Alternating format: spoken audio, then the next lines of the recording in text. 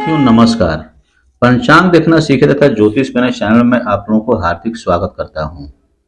आज हम लोग का विषय जो है वह है गृह प्रवेश में कलश चक्र, यानी कलश चक्र की स्थापना करके हम शुभ अशुभ कैसे जानेंगे, इस पर हम लोग चर्चा करते हैं।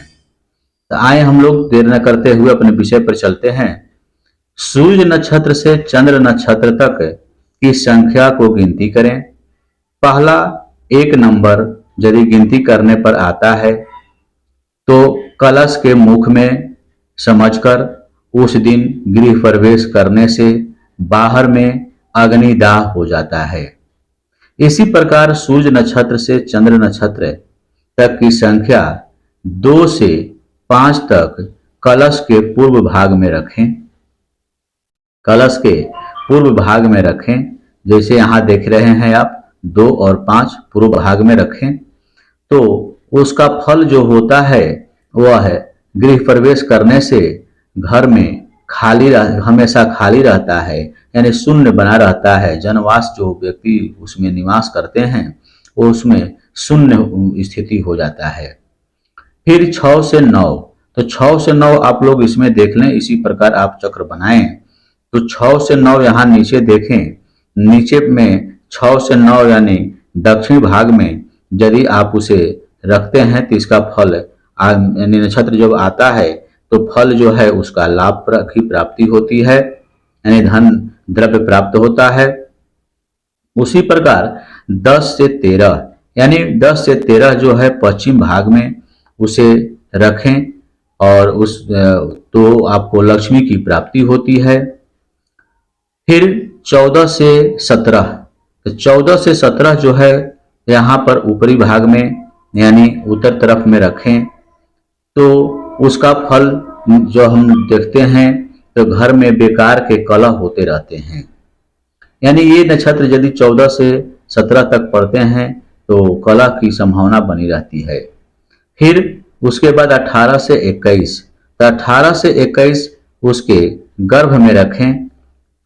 जब इसका फल हम लोग निकालते हैं कि यहाँ पर यदि नक्षत्र मेरा गिनती में आ रहा है तो उस घर में जो गृह प्रवेश होगा, उस घर में लोग जो वास करेंगे उन्हें गर्भपात की संभावना उनके परिवार को बनी रहती है।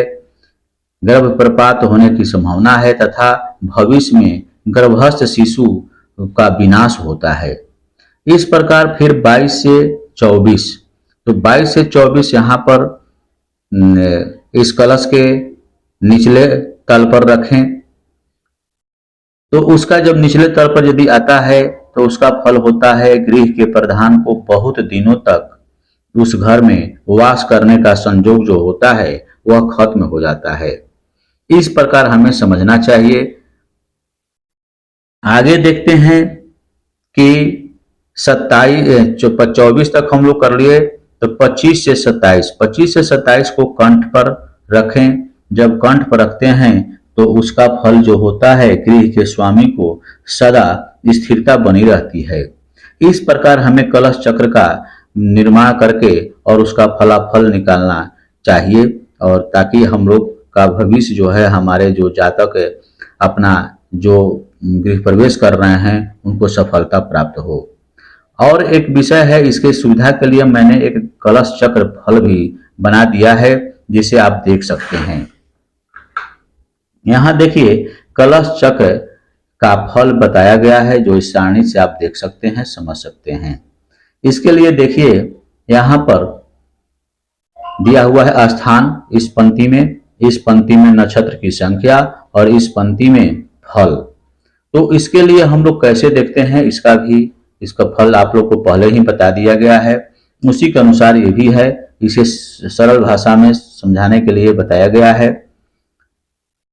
एक नंबर जो आता है सूर्य और चंद्र नक्षत्र की गिनती के बाद, तो हम लोग एक नक्षत्र यदि मुख पर रखते हैं तो वह अग्नि भय बना रहता है, जो अग्निदाह बताया जा रहा था आपको। पूर्व में यानी चौथे नक्षत्र तक यानी 1 से 5 गिनती करेंगे, 4 नक्षत्र तक शून्यपन रहता है।